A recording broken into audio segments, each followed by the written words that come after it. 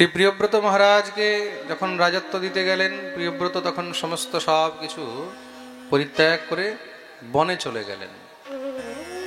বাবা, আমি ভজন করতে চাই। সন্তান যদি সাধনা করতে চায়, ভজন করতে চায়, তখন মাতা পিতার কর্তব্য কি? তাকে আরো উৎসাহ বর্ধন করে পাঠিয়ে দেব।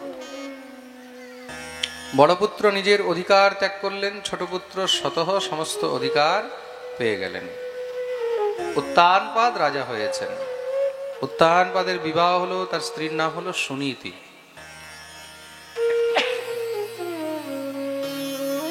তার স্ত্রীর নাম হলো সুনীতি।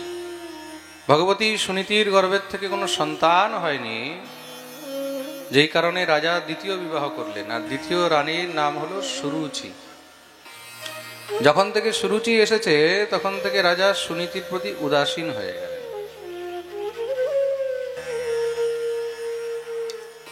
আসলে কি হয়, যখন মানুষ কোনো নতুন কাউকে পায় না, তখন পুরানোকে আস্তে আস্তে ভুলে যায়। প্রেম সে বলো রাধে রাধে। এটা সংসারের নিয়ম। গাছেও যখন নতুন পাতা ধরে তখন পুরানো ঝরে যায়। তদ্রূপ সুরুচি এসেছে, সুনীতির প্রতি রাজা উদাসীন হয়ে গেলেন। কিন্তু ভগবত ইচ্ছা, বিবাহের কিছুদিন পরে জানতে পারলেন যে সুনীতির গর্ভে সন্তান, জেনেও কিন্তু তার প্রতি উদাসীনী থাকলেন। দেখতে দেখতে সময় পেরিয়েছে। ভগবতী সুনীতির গর্ভের থেকে খুব সুন্দর একটি পুত্র রত্নের জন্ম হলো। পুত্রের নাম রাখলেন ধ্রুব। বলিয়ে ধ্রুবজি মহারাজ কি। শ্রী ধ্রুবজি মহারাজ আস্তে আস্তে বড় হচ্ছেন। সুরুচি দেখলো, যদি আমার গর্ভের থেকে কোনো সন্তান না হয়, তাহলে আস্তে আস্তে রাজা আমার প্রতি উদাসীন হয়ে যাবে। তা রাজাকে একটি সন্তান তো দিতেই হবে। তা ভগবতী সুরুচিও গর্ভধারণ করলেন। ভগবতী সুরুচির গর্ভের থেকেও খুব সুন্দর একটি পুত্র হলো। তার নাম রাখা হলো উত্তম। ধ্রুবজির বয়স এখন প্রায় 5-6 বৎসর অবস্থা। একদিন ধ্রুবজি খেলতে খেলতে দেখছেন যে পিতার কোলে ছোট ভাই উত্তম বসে রয়েছে, আর বাবা উত্তমকে কোলে নিয়ে আদর করছেন, স্নেহ করছেন, খেলছেন। ধ্রুবের মনে ইচ্ছা হলো, আমারও তো পিতা, তার কোলে বসার তো অধিকার আমারও রয়েছে, কিন্তু আমাকে তো কোনোদিন এইভাবে কোলে নিয়ে আদর করেননি, স্নেহ করেননি। সঙ্গে সঙ্গে ধ্রুব দৌড়ে গিয়ে বাবার কাছে অনুনয় বিনয় আরম্ভ করলেন, বাবা বাবা বাবা, আমাকেও কোলে নাও, আমাকেও কোলে নাও। কিন্তু রাজা সুরুচির ভয়ে নিজ পুত্রকে পর্যন্ত কোলে তুলতে পারছেন না। কেন? যদি সুরুচি দেখে তাহলে আমার সঙ্গে তার বিবাদ হয়ে যাবে। কিন্তু কতক্ষণ পর্যন্ত? এই সংসারে পুত্র মোহ থেকে বড় আর কোনো মোহ নেই। খুব মন দিয়ে শুনবে। কিন্তু আস্তে আস্তে বারবার মহারাজ অনুনয় বিনয় করতে করতে রাজারও বাৎসল্য ভাব জাগ্রত হয়েছে। পুত্রকে নিয়ে কোলে বসিয়ে নিলেন। যতই হোক আমারই তো পুত্র।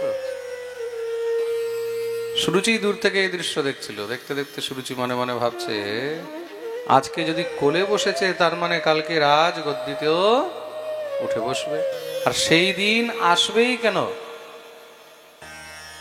যদি সে রাজগদ্দিতে বসে, তাহলে আমার পুত্র তার দাস হয়ে থাকবে, সেবক হয়ে থাকবে, আর আমি দাসের মা, দাসী হয়ে থাকবো। না না না। দৌড়ে গিয়ে রাজার কোলের থেকে ধ্রুবকে টেনে নিচে নামিয়ে দিলেন। তোর এত দুঃসাহস, তুই রাজার কোলে উঠবি?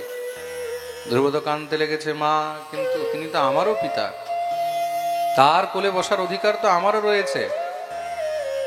সুরুচি বললেন, তপসারাধ্য পুরুষম তস্যৈবানুগ্রহেণ মে গর্ভে ত্বম সাধয়াত্মানম यदीच्छसि नृपासनं तपसाराध्य पुरुषं तस्यैवानुग्रहेण मे। এই কোলে বসার অধিকার তুমি তখনই পাবে যখন তুমি আমার গর্ভের থেকে জন্মগ্রহণ করবে। গর্ভে ত্বম সাধয়াত্মানম यदीच्छसि नृपासनं। সেটা কি করে সম্ভব মা? তার জন্য যাও, তুমি গিয়ে তপস্যা করে ভগবান থেকে বরদান নিয়ে আমার গর্ভের থেকে জন্মগ্রহণ করো। শ্রী ধ্রুবজি কাঁদতে কাঁদতে মায়ের কাছে চলে গেলেন। মা ভগবতী সুনীতিকে সব বৃত্তান্ত বললেন। শুনে সুনীতি ধ্রুবকে বুকে জড়িয়ে ধরে বোঝাচ্ছেন, উপদেশ করছেন, বৎস ধ্রুব, তোমার বিমাতা কিছু খারাপ বলেনি, ঠিকই বলেছে। এই সংসারে যদি সুখ পেতে চাও, সংসারে যদি প্রতিষ্ঠা পেতে চাও, যদি বাঞ্ছিত ফল পেতে চাও, তাহলে তোমাকে তপস্যা, সাধনা, পরিশ্রম করতেই হবে। তপস্যা ছাড়া, সাধনা ছাড়া এই সংসারে কেউ কিছু আজ পর্যন্ত পায়নি। তোমার দাদু মনু মহারাজ, তিনিও তপস্যা করেই পৃথিবীর একছত্র রাজা হয়েছিলেন। তোমার পরম দাদু পরম পিতা ব্রহ্মা, তিনিও তপস্যা করে সৃষ্টির রচয়িতা হয়েছেন। তা তোমাকেও তপস্যা করা উচিত। কিন্তু মা, তপস্যা করব কি করে? তপস্যা কিভাবে হয়? ভগবতী সুনীতি বললেন, সে তো আমিও জানি না, কিন্তু হ্যাঁ, বনের মধ্যে গিয়ে সেখানে তপস্যা হয়। আর বনের মধ্যে সাধু বৈষ্ণবগণ থাকেন, ঋষি মুনিগণ থাকেন, তাদেরকে দেখলে সঙ্গে সঙ্গে তাদের চরণে প্রণাম করবে, প্রণিপাত করবে। তারাই তোমাকে সাধনার পথ দেখাবে, তারাই তোমাকে তপস্যার রাস্তা দেখাবে। দেখুন, এই হলো ভারতের নারী। কোন সাধারণ নারী হলে কি বলতো, চিন্তা করিস না, আমি তো বিমাতাকে বকে দেবো, আমার ছেলেকে এরকম কথা বললো, আমি এখনই দেখাচ্ছি। কিন্তু সুনীতি জানে, যদি আজকে আমি তাকে উৎসাহ না দিই, যদি আজকে তাকে তপস্যা করতে না পাঠাই, তাহলে জীবনে আর কোনোদিন করতে পারবে না। শ্রী ধ্রুবজি মহারাজ ক্ষত্রিয়ের বাচ্চা তো, একদম দৃঢ় প্রতিজ্ঞা নিয়েছেন, অটল বিশ্বাস নিয়ে শ্রী ধ্রুবজি মহারাজ চলে গেলেন বনে তপস্যা করতে। এখন বনে বনে ঘুরছেন। মা বলেছে কোন সাধু বৈষ্ণব ঋষিমুনি দেখলে প্রণাম করবে, তা খুঁজছে, কোথাও যেন কোনো সাধুকে পায়, কোনো ঋষি মুনিকে পায়। মনে শুধু একটি চিন্তন, হঠাৎ করে সামনের থেকে দেখছেন খুব সুন্দর মহারাজ এক ঋষি বীণা বাদন করতে করতে, হরিনাম গাইতে গাইতে আসছেন। নারায়ণ নারায়ণ নারায়ণ। কে? দেবর্ষি নারদ। দৌড়ে গিয়ে সোজা সাষ্টাঙ্গ প্রণিপাত করলেন। নারদস্তদুপাকর্ণ জ্ঞাত্বা তস্য চিকীর্ষিতম স্পৃष्ट्वा मूर्धन्यघग्नेन পাণিনা প্রাহ বিস্মিত। নারদ এই ঘোর জঙ্গলের মধ্যে একটা ছোট শিশুকে দেখে, এই বাচ্চাকে দেখে একদম আশ্চর্য হয়ে গেলেন। দিব্য তেজ সেই বাচ্চার মধ্যে। নারদ জিজ্ঞাসা করলেন, তুমি কে? এই ঘোর জঙ্গলের মধ্যে এখানে কি করছো বৎস? ধ্রুবজি নিজের পরিচয় দিলেন। হে গুরুদেব, আমি চক্রবর্তী সম্রাট শ্রী উত্তানপাদের জ্যেষ্ঠ পুত্র, আমার নাম হলো ধ্রুব। ও হো হো, রাজকুমার ধ্রুব, তুমি এই বনের মধ্যে, এই জঙ্গলের মধ্যে তুমি কি করছো? প্রভু, আমি এখানে তপস্যা করতে এসেছি। তপস্যা করতে এসেছি? তপস্যা কি বাচ্চার খেলা? তপস্যা কি কোনো খেলনা? তাহলে বলে, যাও যাও, ঘরে ফিরে যাও, যখন তপস্যার সময় হবে তখন তুমি এসে তপস্যা করো। আর যদি রাস্তা ভুলে গেছো, তাহলে চলো আমি তোমাকে ঘরে দিয়ে আসি। প্রভুজি বললেন, না না গুরুদেব, আমি তো রাস্তা ভুলেই ছিলাম, এখন ঠিক রাস্তায় আসার চেষ্টা করছি। নারদ বোঝালেন, দেখো এখানে বনের মধ্যে হিংসক পশু থাকে, জীব জন্তু, তারা তোমাকে মেরে খেয়ে ফেলবে। আগে সেই শক্তি, সেই সামর্থ্য তো হোক নিজের রক্ষার, তারপরে তুমি তপস্যা করতে এসো। শ্রী ধ্রুবজি মহারাজ বললেন, আচ্ছা একটা কথা বলুন তো গুরুদেব, আপনি কি আসল সাধু না নকল সাধু? শুনেই তো নারদ চমকে গেছেন, এই কি বলছে, আসল না নকল? কেন বাবা? বলে, শুনেছি এই সংসারে সাধু বৈষ্ণব ঋষি মুনিরা সাধারণ জীবকে ভগবত ভক্তির দিকে টেনে নিয়ে যায়, আর আপনি আমাকে আবার বিষয়ের দিকে টেনে নিয়ে যাচ্ছেন। সঙ্গে সঙ্গে নারদ বুকে জড়িয়ে ধরলেন, না রে বাবা, আমি আসল সাধু। তা আপনি যদি আসল সাধু হন, তাহলে কৃপা করে আমাকে তপস্যার রাস্তা প্রশস্ত করুন। আমাকে সাধনার পথ দেখান। দেবর্ষি নারদ জিজ্ঞাসা করলেন, আচ্ছা তুমি কার তপস্যা করতে চাও? কার মানে তপস্যাও কি আলাদা আলাদা হয়? বলে নিশ্চয়ই, যার যেমন অভিলাষা সে নিজের নিজের অভিলাষা অনুরূপ আলাদা আলাদা দেবদেবীর তপস্যা করিয়া থাকেন। কেউ দুর্গার তপস্যা করে, কেউ কালীর, কেউ শিবের, কেউ ব্রহ্মার, কেউ ইন্দ্রের, কেউ চন্দ্রের। যার যেই যেই অভিলাষা সেই অনুরূপ সে আলাদা আলাদা দেবদেবীর তপস্যা করে থাকে। আচ্ছা একটা কথা বলুন তো মহারাজ, বলে কি এই সংসারের মধ্যে এমন কেউ নেই যে সব থেকে বড়, যে তাদের সব থেকে উপরে, যার উপরে আর কেউ নেই, যার তপস্যা করলে আর অন্য কোথাও যাওয়ার প্রয়োজন হয় না, যার কাছে সবকিছুই পাওয়া যায়? ধর্মার্থ কাম মোক্ষাখ্যম ইচ্ছে শ্রেয় আত্মনঃ। এমন কি কেউ নেই? দেবর্ষি নারদ বললেন, হ্যাঁ এমন আছে। কে? বলে একজনই আছে যে সব থেকে উপরে, যার উপরে আর কেউ নেই, যার চরণ ধরলে আর অন্য কারোর চরণ ধরার প্রয়োজন হয় না। তার নাম কি? একমেব হরেস্তত্র কারণম পাদসেবনম। তার নাম হলো একমাত্র শ্রী হরি। বলিয়ে ভক্তবৎসল ভগবান কি। তাহলে প্রভু সেই শ্রী হরিকে কোথায় পাওয়া যাবে? তাকে যদি পেতে হয় তাহলে তার নিত্য নীলাভূমিতে তোমাকে যেতে হবে, যেখানে সে নিত্য রয়েছেন, তার ধাম। কোথায়? তত্তাত গচ্ছ ভদ্রম তে যমুনায়াস্তটম শুচি পুণ্যম মধুবনম যত্র সান্নিধ্যম নিত্যদা হরে। তত্তাত গচ্ছ ভদ্রম তে যমুনায়াস্তটম শুচি। তাকে যমুনার তটে পুণ্য মধুবনে বৃন্দাবনে পাওয়া যাবে। কেন? সে বৃন্দাবনে সবসময় নিত্য বিহার করছেন, নিত্য লীলা করছেন, সেটাই হলো তার ধাম।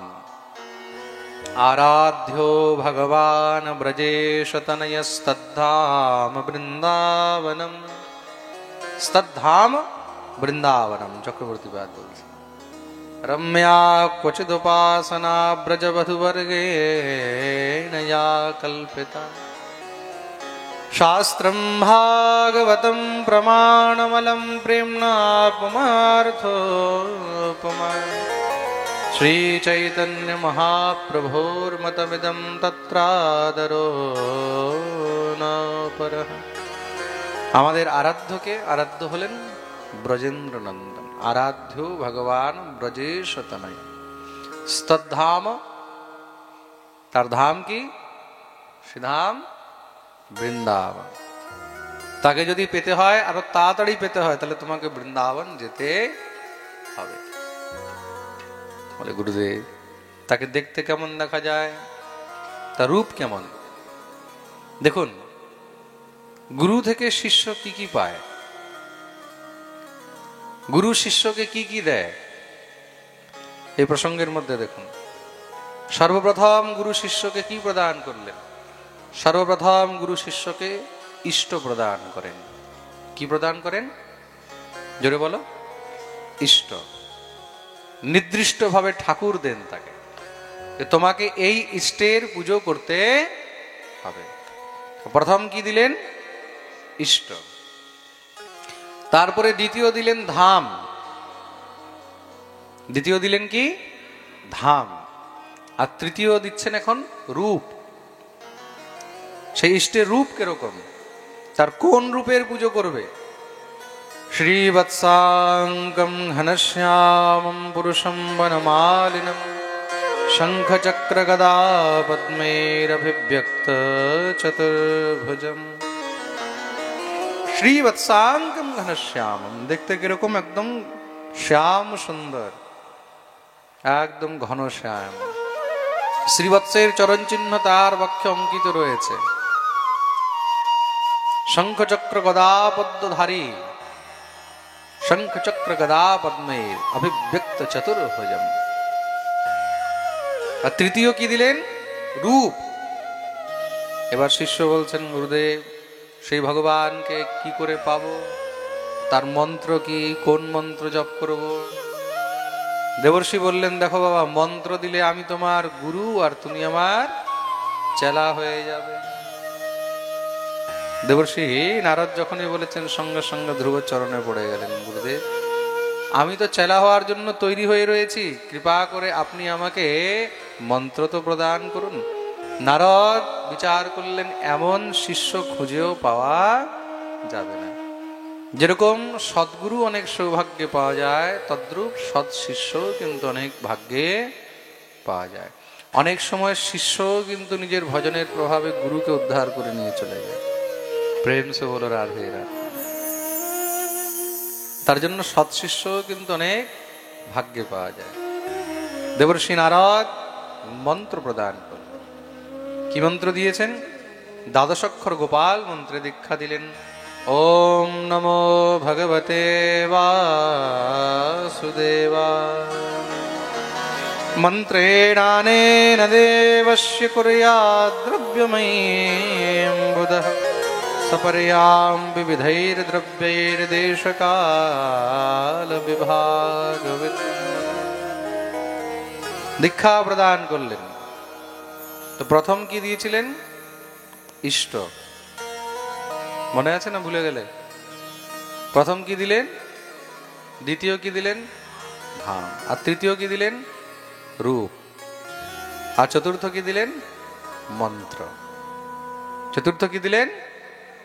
এই চারটি বস্তু গুরুদেবের কাছে যখন শিষ্য পেয়ে যায়, সেখান থেকে তার মুক্তির রাস্তা খুলে যায়। প্রেম সে বলো রাধে রাধে। শ্রী ধ্রুবজি মহারাজ গুরুদেবকে প্রণাম করে আদেশ নিয়ে শ্রীধাম বৃন্দাবন চলছে। আহা হা, মনে কি আনন্দ! কেন বৃন্দাবনে গেলে সেখানে আমি সেই ভগবানকে অনেক শীঘ্রই পাবো। তার জন্য আর দেরি করছেন না। শ্রী ধ্রুবজি মহারাজ দিব্য আনন্দে উন্মত্ত হয়ে নৃত্য করতে করতে, গাইতে গাইতে। তাহলে আমরা কি করে বাকি থাকি? কে কে বৃন্দাবন যেতে চায়? ওরে বাপরে, সবাই! তাহলে তো একটা ট্রেন বুক করতে হবে। সমস্যা আরো বেশি আছে, ভাঙড় থেকে তো কোনো ট্রেনের লাইনই নেই। ভাঙড় থেকে ট্রেনের কোনো লাইনই নেই, আশেপাশে কোনো রেল স্টেশনই নেই। আশেপাশে তো সোজা হয়তো শিয়ালদা, আর না হয় সোনারপুর, আর তো নেই। তাহলে এখন কি করে যাওয়া হবে? তাহলে একটা কাজ করা হোক, নিজের এই মনকে নিয়ে আমরা বৃন্দাবনে যাই। চল চল রে বৃন্দাবন ধাম, গাইব শ্রী রাধা রাধা নাম। চল চল রে বৃন্দাবন ধাম, গাইব শ্রী রাধা রাধা নাম। চল রে বৃন্দাবন ধাম, গাইব শ্রী রাধা রাধা নাম। চল চল রে বৃন্দাবন ধাম, গাইব শ্রী রাধা রাধা নাম। এইভাবে নয়, দুনো হাত উপরে করে তালি সেবা।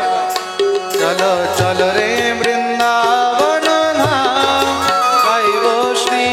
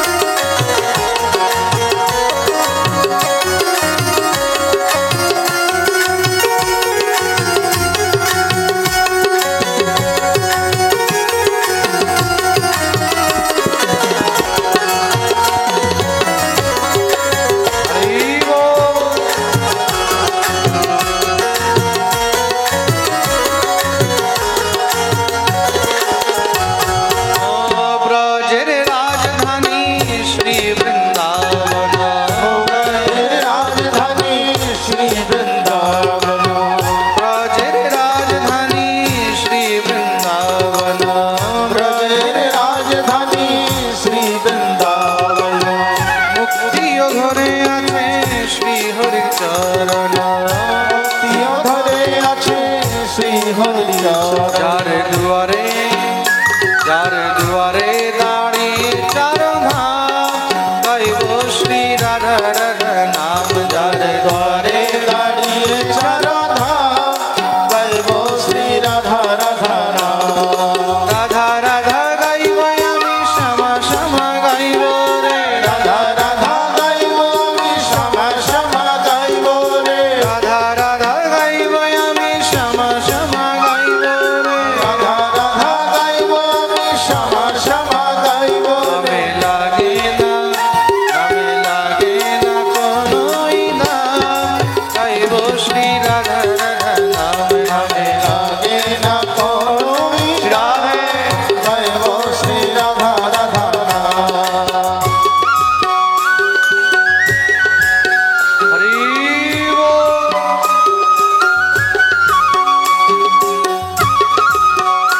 সবাই দোনো হাত উপরে করে তালি সেবা করে।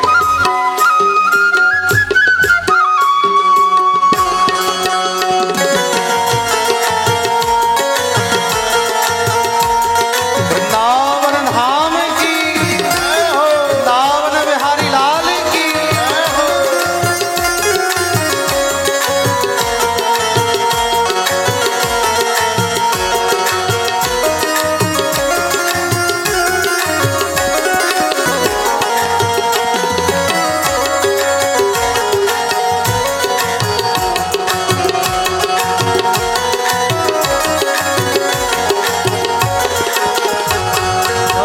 বইছে অবিরত যমুনার ধার। বইছে অবিরত যমুনার ধার।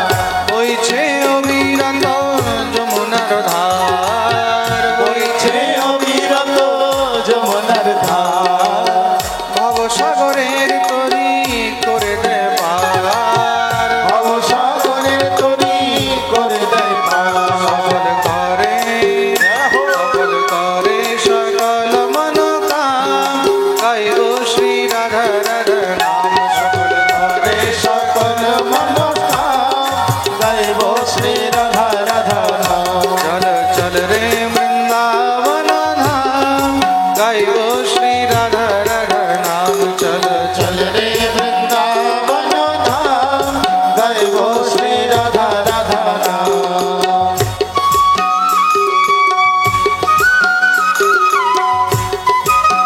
হরি বল।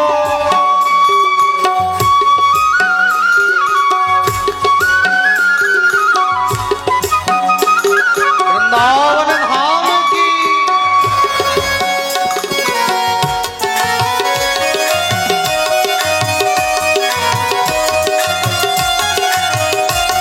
जय हो।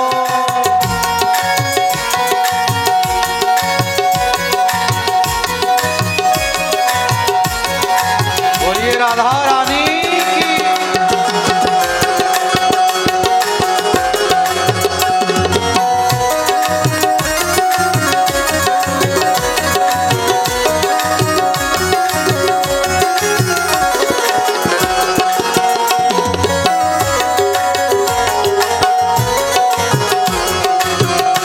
राधे।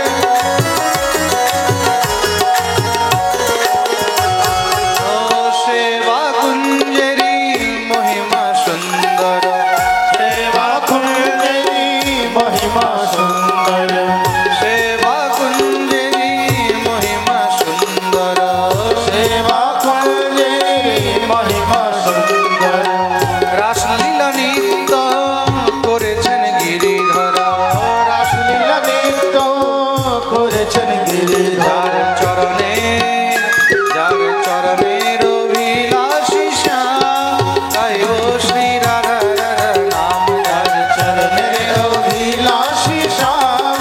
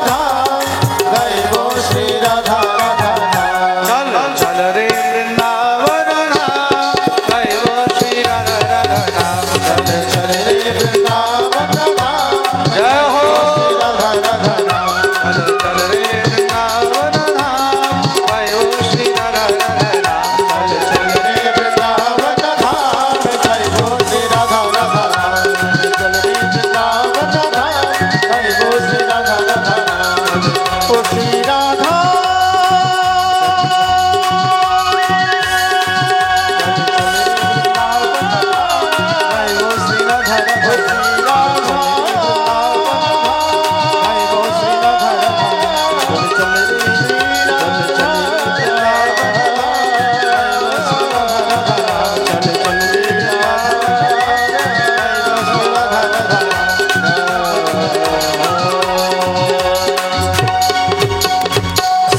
बोलिए वृंदावन धाम की श्री राधा रानी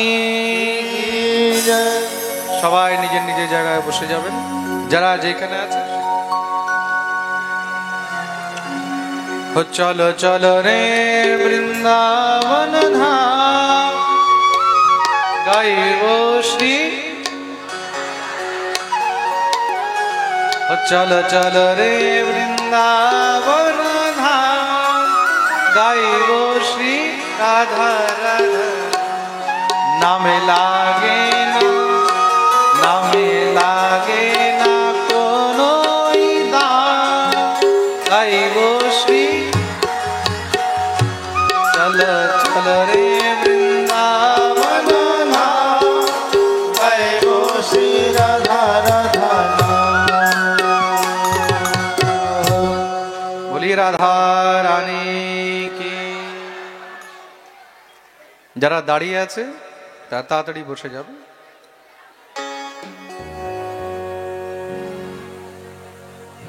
শ্রী ধ্রুবজি মহারাজ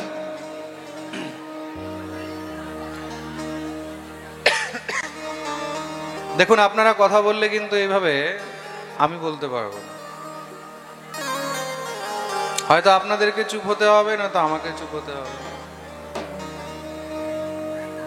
একদম শান্ত হয়ে প্রেম সে বলো রাধে রাধে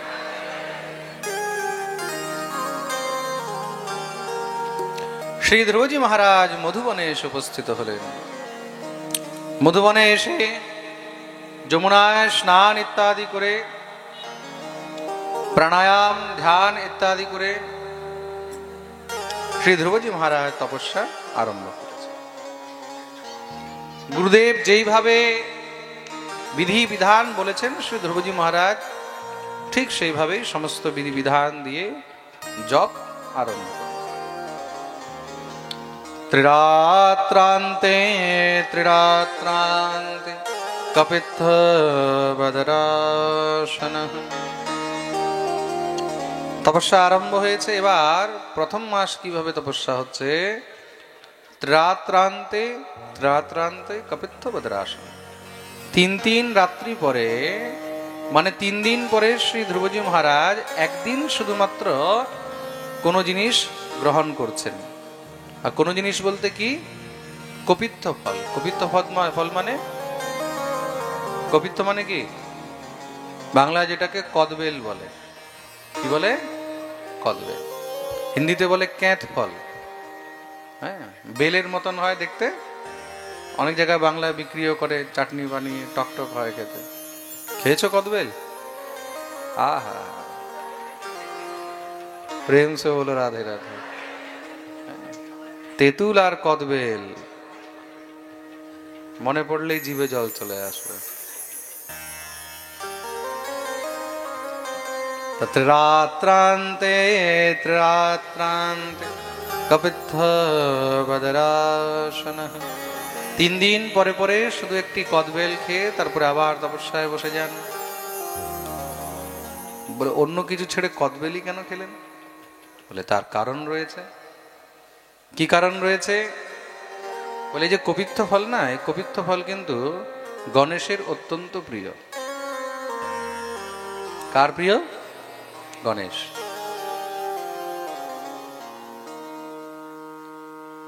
আমরা যখন কোনো শুভ কার্য আরম্ভ করি তখন কি বলা হয় বলছে শ্রী গণেশ করা হচ্ছে বাড়ির শ্রী গণেশ দোকানের শ্রী গণেশ তাই তো বিয়ের কার্ডও হয় সেখানেও উপরে লেখা থাকে ওম গং গণপতয়ে নমঃ শ্রী গণেশায় নমঃ তাই তো যেই কোনো মঙ্গল কার্য যেই কোনো শুভ কার্য আরম্ভ করতে হলে সর্বপ্রথম সেখানে কাকে ধ্যান করা হয় গণেশকে তার জন্য মনে হয় এখানে শ্রী ধ্রুবজি মহারাজ তপস্যার শ্রী গণেশ করলেন। গায়ে গণপতি জগবন্দন, গায়ে गणपति जगवंदन, गाये गणपति जगवंदन, गाये गणपति जगवंदन। शंकर सुमन भवानी नंदन, शंकर सुमन भवानी नंदन, शंकर सुवन भवानी नंदन, शंकर सुमन भवानी नंदन। गाये गणपति जगवंदन, गाये गणपति गणपति गणपति जगवंदन।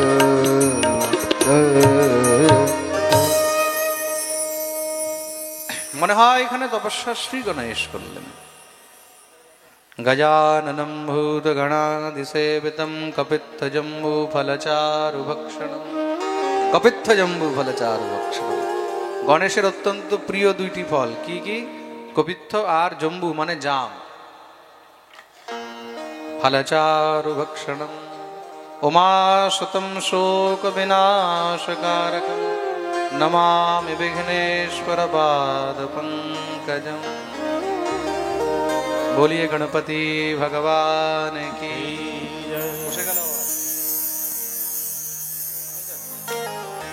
এক মাস পেরিয়ে গেছে, এখনো ভগবান দর্শন দিচ্ছেন না। ছোট বাচ্চা তো, মন চঞ্চল হয়ে গেছে। তপস্যা আরো কঠিন, আরো কঠোর করে দিলেন। কিভাবে? দ্বিতীয়ম চ তথা মাসম ষষ্ঠে ষষ্ঠের্ভকোহনে। দ্বিতীয় মাসে 6 দিন পর্যন্ত কিছু গ্রহণ করেন না। 6 দিন পরে গিয়ে একবার কিছু গ্রহণ করছেন। কি? তৃণপর্ণাদিভি শীর্ণে কৃতান্নভ্যর্চয়ৎ বিভুম। তৃণপর্ণ মানে ঘাস পাতা ইত্যাদি গ্রহণ করে তারপরে তপস্যা চলছে। তাও ঘাস পাতা কতদিন পরে? কতদিন? 6 দিন পরে। তপস্যার কোন মাস চলছে? দ্বিতীয় মাস। তৃতীয়ম চানয়ন মাসম নবমে নবমে হনি। তৃতীয় মাস আরম্ভ হলো, এবার 9 দিন পরে পরে কিছু গ্রহণ করছেন। 6 দিনও নয়, এখন কত? 9 দিন পরে। এখন 9 দিন পরে কি গ্রহণ করছেন? অভ্যক্ষ উত্তম শ্লোকম উপাধাবৎ সমাধিনা। শুধুমাত্র জলপান করেই কিন্তু এখন তপস্যা চলছে। 3 মাস হয়ে গেল, এখনো ভগবান দর্শন দিচ্ছেন না, আরো মন চঞ্চল হয়ে গেছে। চতুর্থ মাস আরম্ভ হলো। চতুর্থ মাসে কিভাবে চলছে? চতুর্থমপি বৈ মাসম দ্বাদশে দ্বাদশে হনি। চতুর্থ মাসে 12 দিন পরে পরে গ্রহণ করছেন। কি গ্রহণ করছেন? বলে এখন জলও বন্ধ, এখন শুধু বায়ু ভক্ষ যেত শ্বাস ধ্যায়ন দেব মধারয়। এখন শুধু বায়ু ভক্ষণ। বায়ু ভক্ষণ মানে কি? হাওয়া খাচ্ছে নাকি? 12 দিন পরে পরে তিনি বায়ু ভক্ষণ করছেন। তা বায়ু ভক্ষণ তার মানে হাওয়া তো আর হাউ হাউ করে খাওয়া যায় না, তাহলে তার মানে শ্বাস নিচ্ছে।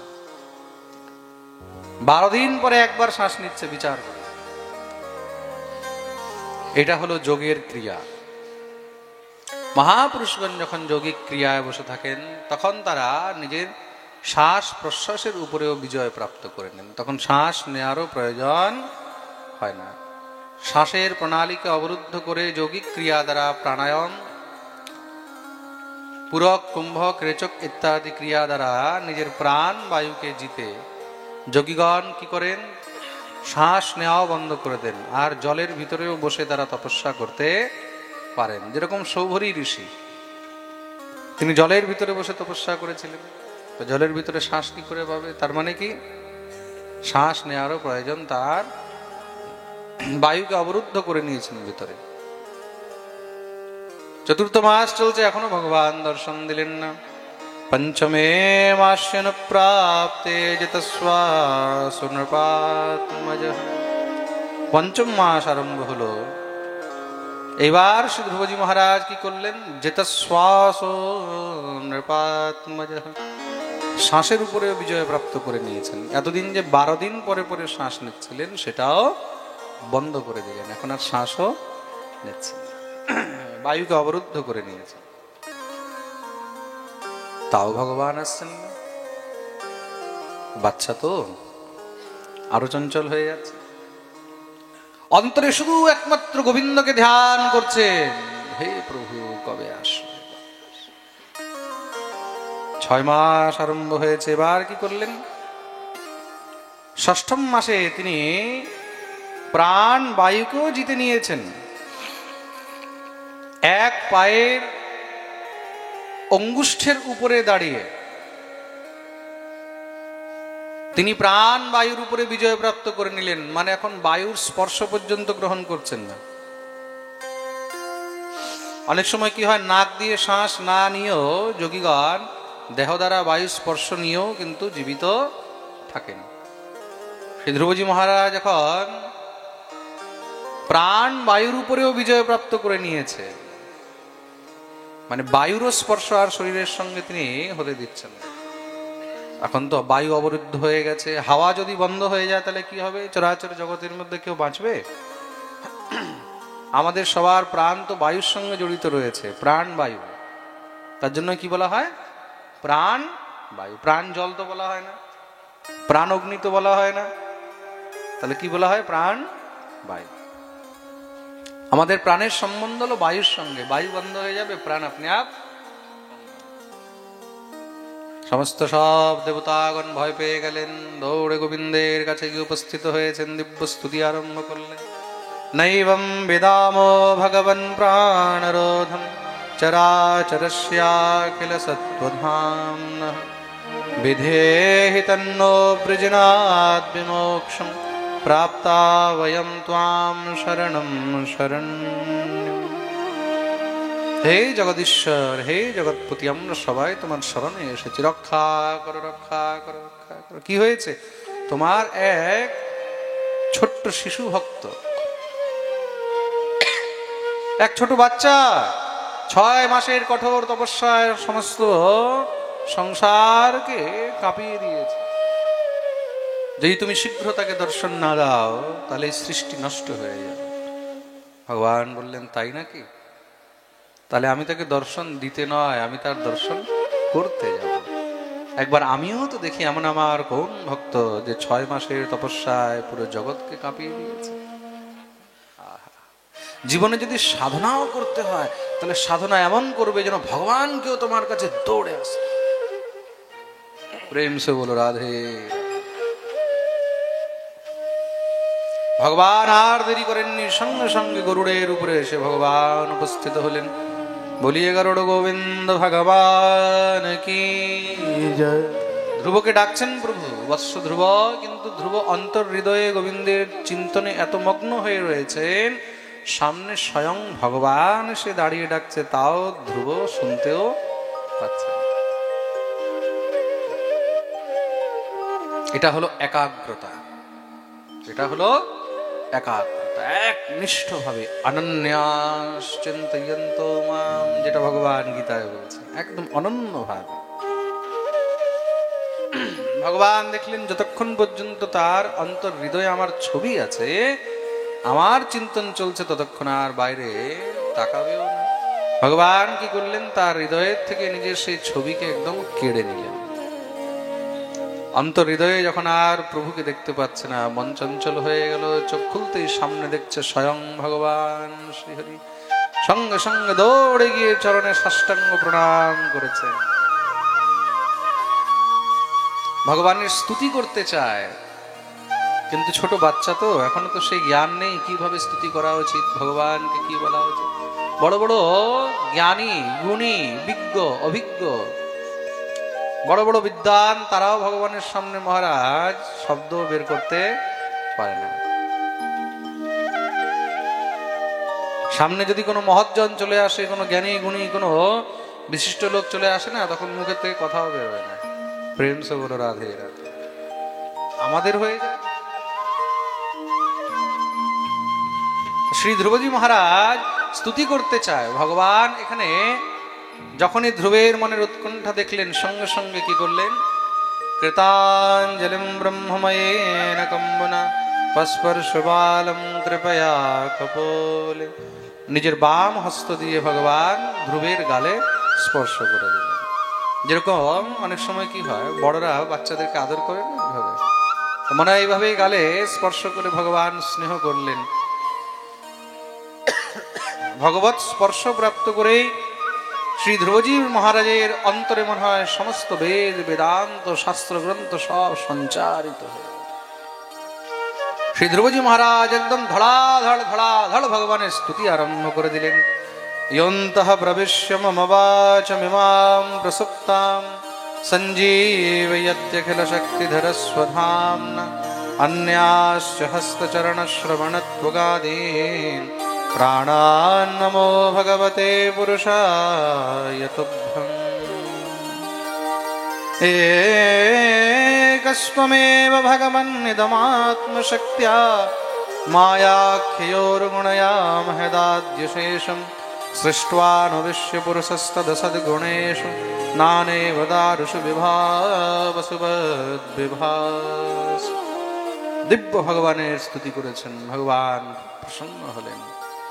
বৎস ধ্রুব, বলো তুমি কি চাও?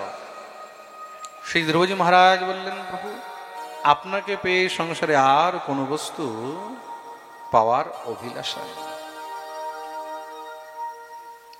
আপনি যা দিতে চান আপনি কৃপা করে অর্পণ করুন। ভগবান তো এবার বিচার করতে লাগলেন, তাহলে কি দেওয়া যায়? কেউ যদি চেয়ে নেয় তাহলে সামনেওয়ালা মুক্ত হয়ে যায়, বলে ঠিক আছে এত চেয়েছে দিয়ে। কিন্তু কেউ যদি সব ছেড়ে দেয়, বলে আপনাকে যা দেয়ার দিয়ে দাও, তখন তো এবার মহারাজ চিন্তায় পড়ে যাবে। কেন? প্রেস্টিজ রয়েছে, দিলে তো এবার ভালোই দিতে হবে। আর দেখুন, দাতা যদি কোনো মহৎজন হয়, দাতা যদি কোনো অনেক বড় হয়, তখন তার সামনে ছোট মোটো জিনিস চাইতে নেই। ছোট মোটো জিনিস চাইলে কি হয়? বলে শুধু ঠকবে। প্রেম সে বলো রাধে রাধে। এই বিষয়ে খুব সুন্দর একটি প্রসঙ্গ আছে, খুব সুন্দর এক দৃষ্টান্ত। এক রাজা ছিল, খুব প্রজাবৎসল রাজা। একবার নিজের মন্ত্রী ইত্যাদি সব পরিকর নিয়ে রাজ্যে ঘুরতে বেরিয়েছে। নগরবাসীরা সব যখন জানতে পেরেছে রাজা আজকে বাইরে ঘুরতে এসেছে, সব রাজার স্বাগত করছেন। কেউ শাল নিয়ে এসেছে, কেউ অঙ্গবস্ত্র নিয়ে এসেছে, কেউ রাজার জন্য মালা নিয়ে এসেছে। সব এক এক করে পরাচ্ছে, তো পরাতে পরাতে গলা ভরে যায়, আবার রাজা খুলে খুলে এগুলো সব পরিকরদেরকে দেয়। তো এরকম করতে করতে রাজার পাঞ্জাবির একটা বোতাম ছিঁড়ে গেছে। আর ছিঁড়ে গেছে পাঞ্জাবি, ঝুলছে, দেখতে একটু খারাপ লাগছে। মন্ত্রীদের চিন্তা হয়ে গেল। রাজাকে বলল, মহারাজ চিন্তা করেন না, আমরা দেখছি আশেপাশে কোনো দর্জি আছে কিনা, তাড়াতাড়ি করে একটু সেলাই করে দেব। তাড়াতাড়ি করে সেখানে নগরের মধ্যে বাজারে খুঁজতে খুঁজতে এক দর্জিকে পেল। রাজাকে নিয়ে দর্জির এখানে উপস্থিত। দর্জি তো রাজাকে দেখেই চমকে গেছে, রাজা আমার দোকানে, সেই কি ভিড়, কোথায় বসতে দেবে, কি করবে, দর্জি তো বুঝতেই পারছে না। যেমন তেমন করে একটা টুল নিয়ে রাজাকে বসতে দিয়েছে। মহারাজ বসুন। রাজা বলছে, না না না, সব দরকার নেই। মহারাজ কি সেবা? মন্ত্রীবার বললেন, মহারাজের দেখছো একটা বোতাম ছিঁড়ে গেছে, এটা একটু তাড়াতাড়ি করে লাগিয়ে দাও। মহারাজ এখন নগর ঘুরতে বেরিয়েছেন। ও আচ্ছা আচ্ছা আচ্ছা। সঙ্গে সঙ্গে একটা বোতাম নিয়ে দর্জি তাড়াতাড়ি করে সেলাই করে দিল, লাগিয়ে দিল। রাজা খুব খুশি হয়েছে। রাজা দর্জিকে বললেন, আমি তোমার উপরে খুব খুশি হয়েছে, বলো তোমাকে কি দিতে হবে। এখন দর্জি মনে মনে ভাবছে রাজার কাছে কি আর চাইবে, 2 পয়সার সুতাও লাগেনি, 2 পয়সার সুতাও লাগেনি। রাজার কাছে যদি 2 পয়সা চাই তাহলে 2 পয়সা চেয়ে আর লাভই কি? আর যদি রাজার কাছে 2 টাকা চাই তাহলে রাজা ভাববে 2 পয়সার সুতা লাগেনি আর 2 টাকা চেয়েছে, কেমন বেঈমান মানুষ দেখো। রাজা যদি জেলে ঢুকিয়ে দেয়, বলে আমার কাছে যদি 2 টাকা নেয় তাহলে বাকি প্রজার কাছে কিরকম নিচ্ছে। সে হাত জোড় করে বলছে, মহারাজ আপনার যা দেওয়ার আপনি দিয়ে দেন। রাজা বলে, না না না, তোমাকে যা লাগবে তুমি বলো, তোমার যা হয়েছে তুমি বলো। দর্জি বলছে, মহারাজ আমি আপনাকে কিছু বলতে পারবো না, আপনি তো দাতা, আপনি হলেন দাতা। রাজাকে আরো ফুলিয়ে দিয়েছে, আপনি দাতা, আপনি অন্নদাতা, আপনি মহারাজ, আপনার কাছে আমি কি চাইবো? আপনি নিজের মন মতন যা ভালো লাগে আপনি আমাকে তাই দিয়ে দেন, আপনি যা দেবেন আমি তাতেই খুশি হয়ে যাব। এবার তো রাজা চিন্তায় পড়ে গেছে, কেন বলে সব রাজার ঘাড়ে চাপিয়ে দিয়েছে।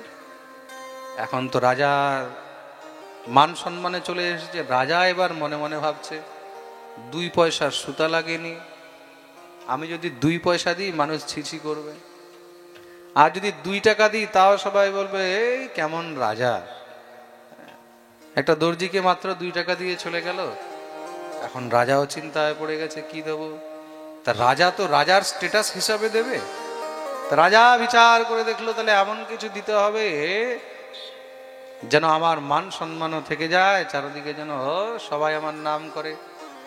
তা রাজা সঙ্গে সঙ্গে বিচার করে দর্জিকে বলল, ঠিক আছে যাও মন্ত্রীবার, এই দর্জিকে একটা গ্রাম দিয়ে দাও। যখনই বলেছে গ্রাম দিয়ে দাও, চারদিকে জয়কার হতে লেগেছে, মহারাজের জয় হোক, মহারাজের জয় হোক, বলিয়ে বৃন্দাবন বিহারী লাল কি জয়। তার মানে কি, এই সংসারে অনেক সময় কি হয়, চাইলে কিন্তু তুমি ঠকে যাবে। তো দাতা যদি মহারাজ কোনো ভালো গুণীজন হয়, দাতা যদি কোনো বড় হয়, তখন তার কাছে ছোট মোটো জিনিস চাইতে নেই। তো আমরা কি করি, আমরা এই মূর্খতাই করি। আমরা মন্দিরে যাই, ভগবানের কাছে যাই, ওখানে গিয়ে ছোট মোটো জিনিস চাই। প্রভু আমার শরীরটা ঠিক হয়ে যাক, প্রভু আমার মাজার ব্যথাটা ঠিক হয়ে যাক, প্রভু আমার মাথার ব্যথাটা ঠিক হয়ে যাক, প্রভু আমার পেটটা ঠিক হয়ে যাক, প্রভু ছেলের চাকরিটা হয়ে যাক, প্রভু মেয়ের বিয়েটা হয়ে যাক, প্রভু কালকে পরীক্ষা আছে নাম্বারটা একটু ভালো করে হয়ে যাক। ভগবানকে তো আমরা এত সস্তা করে দিয়েছি মহারাজ, ছোট ছোট জিনিস আমরা ভগবানের কাছে ডিমান্ড শুরু করে দিই।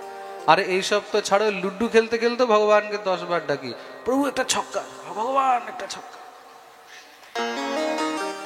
ভগবান ভগবান ভগবান পুট পুট একটা একটা, হে ঠাকুর ঠাকুর ঠাকুর 3 3 3।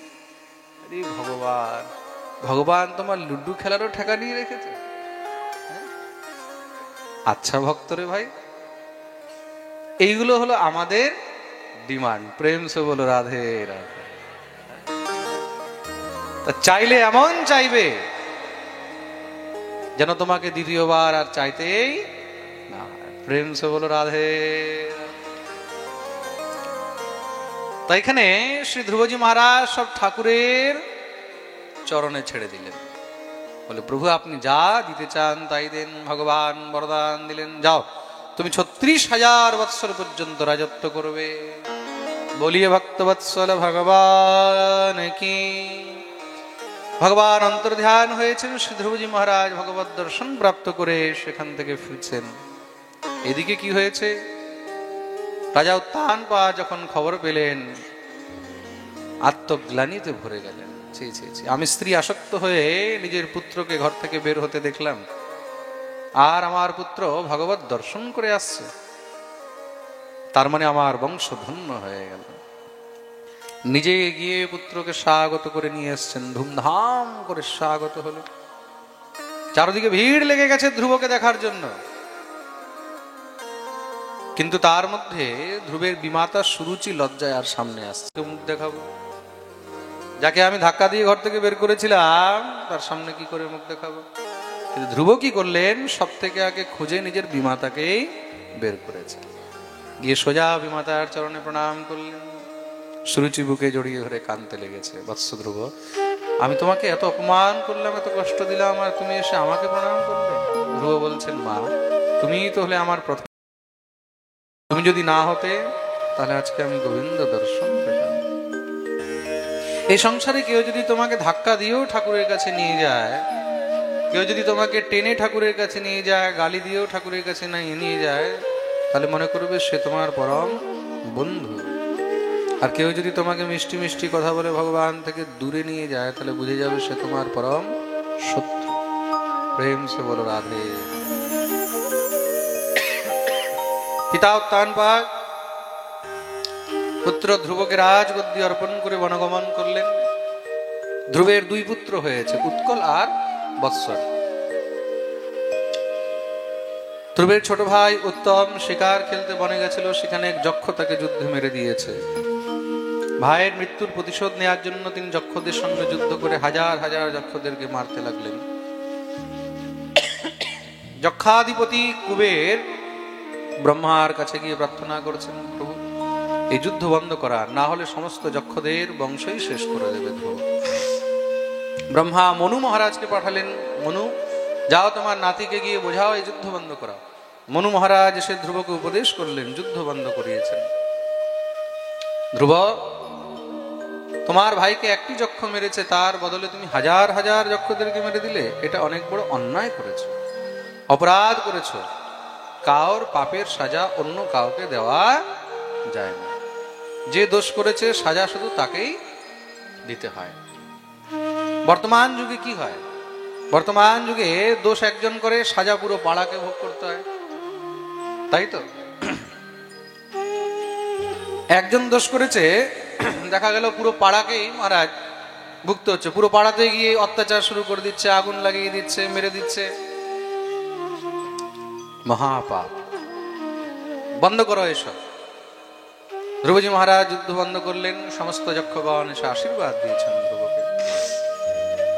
36,000 বৎসর পর্যন্ত রাজত্ব করলেন ধ্রুব। স্বয়ং কাল এসেছেন ধ্রুবকে নিতে, প্রভু আপনাকে এখন যেতে হবে, আপনার সময় পূর্ণ হয়ে গেছে।